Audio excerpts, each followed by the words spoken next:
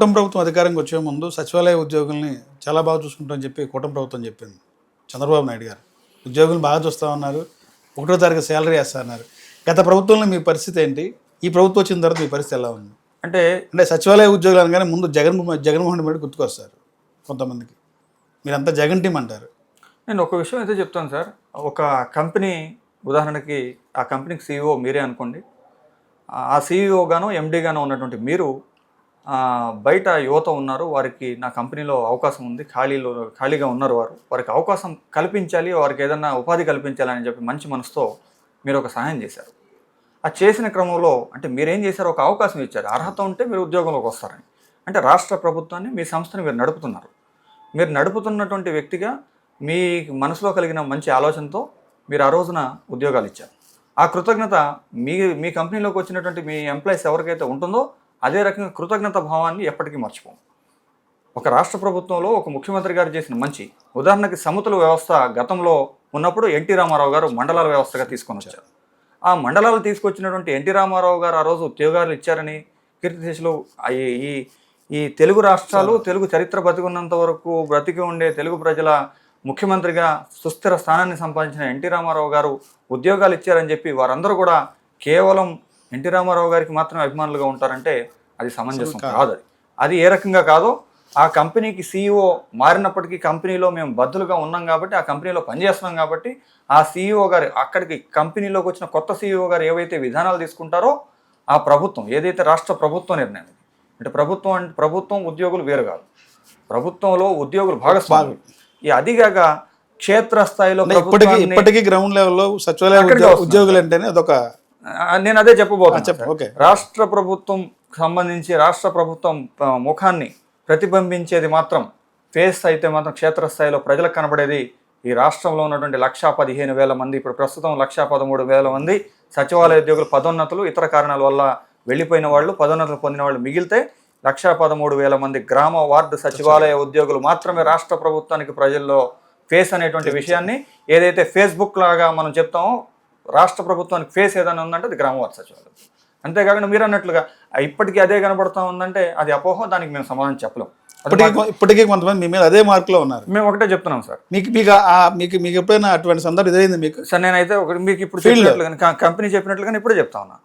మీరు నేను ఏదో ఒక చోటకి వెళ్తా ఉన్నాను సార్, ఆకలితో ఉన్నప్పుడు రానా భోజనం చేయని చెప్పి అంటే మీరు చేసిన ఆ రోజు నేను ఆ భోజనం చేసినటువంటి విషయాన్ని మర్చిపోతే నేను కృతజ్ఞుడిగా మారిపోతాను. కృతజ్ఞత కలిగినటువంటి వ్యక్తులుగా ఆ కృతజ్ఞత అంతవరకు ఉంటుంది. మంచి చేశారు, ఫలానా అన్న మంచి చేశారు మాకని గుర్తుపెట్టుకుంటాం, సార్ మంచి చేశారని చెప్తాం, అది అంతవరకు.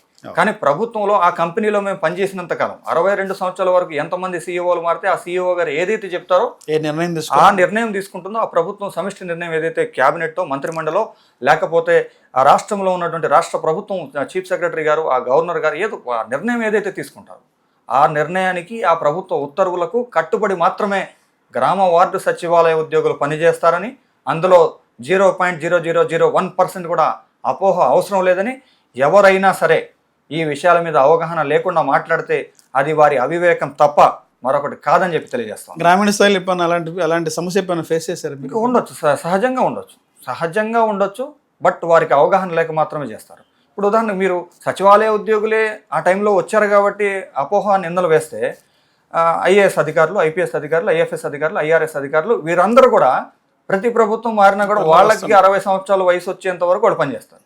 అంటే అప్పుడు బాగున్నారు, ఇప్పుడు బాగాలేదు అంటే వాళ్ళు ఆ ప్రభుత్వానికి సంబంధించిన వాళ్ళు ఈ ప్రభుత్వం కాదు. ఆంధ్రప్రదేశ్ రాష్ట్ర ప్రభుత్వానికి, రాష్ట్ర ప్రజలకు చెందినటువంటి ఆస్తిగా ప్రభుత్వ ఉద్యోగులు పనిచేయాలి. ఆ రకంగా మేము ఉన్నాం. ఓల్డ్ పెన్షన్ స్కీమ్ గురించి మీ జిఎస్డబ్ల్యూ కమిటీ మీరు ఎలా కార్యాచరణ? ఓల్డ్ పెన్షన్ స్కీమ్కి సంబంధించి ఉదాహరణకి గతంలో ఒక నిర్ణయం జరిగింది. అంటే ఈ ప్రభుత్వం ఏర్పడకముందు సిపిఎస్ అంశాన్ని జిపిఎస్ కిందకి అంటే గ్యారంటీడ్ పెన్షన్ స్కీమ్ అనేటువంటి ఒక విధానంలోకి రాష్ట్ర ప్రభుత్వం కొన్ని నిర్ణయాలు తీసుకుంది. ఈ క్రమంలో సిపిఎస్ వచ్చిన తర్వాత ఫ్యామిలీ పెన్షన్ స్కీమ్ అనేది గతంలో లేదు. అంటే ఇప్పుడున్న ఈ ప్రభుత్వంలో ఉన్నటువంటి ప్రస్తుత ముఖ్యమంత్రి గారే ఆనాడు నిర్ణయం తీసుకున్నారు. గత ముఖ్యమంత్రి గారు గత ప్రభుత్వంలో సిపిఎస్ అంశాన్ని గ్యారంటీడ్ పెన్షన్ స్కీమ్ కిందకి దాన్ని మార్పు చేశారు.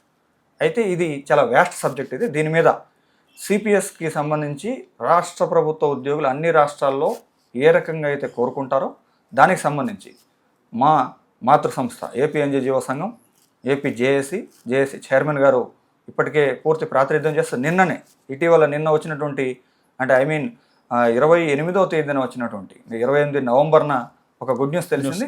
2004కు ముందు రిక్రూట్మెంట్ నోటిఫికేషన్ ద్వారా ఉద్యోగాల్లోకి వచ్చినటువంటి వారందరికీ కూడా AP JAC AP NGO association ద్వారా మా చైర్మన్ గారు వారి కోసం పూర్తి ప్రయత్నించి దాదాపుగా 11-12 వేల మందికి ఓల్డ్ పెన్షన్ స్కీమ్లోకి మార్పించారు. అదే రకంగా ఓల్డ్ పెన్షన్ స్కీమ్ సాధించేంత వరకు జరిగే ప్రతి ప్రయత్నంలో మేము పనిచేస్తాం.